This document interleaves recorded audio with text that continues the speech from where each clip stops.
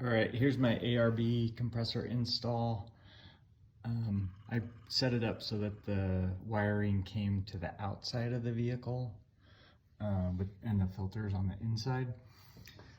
Also tilted the compressor output a little bit towards the rear of the vehicle because I plan on hard piping this out someday and bringing it to the back. But there is a nice loom that you can follow. So I need to tighten these down a little bit more, but just kind of roughed it in, brought it up and over, kind of right up near the firewall. And then there's another loom that you can follow along. And then it comes over to the upfitter switches. Need to clean that up and get that firmed up.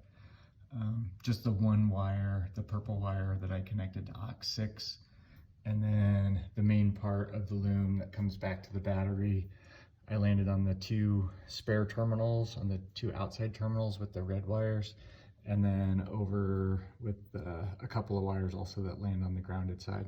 So overall, I mean, the engine compartment's messy as it is, but I think once I get everything tightened up, it'll blend in and be virtually invisible.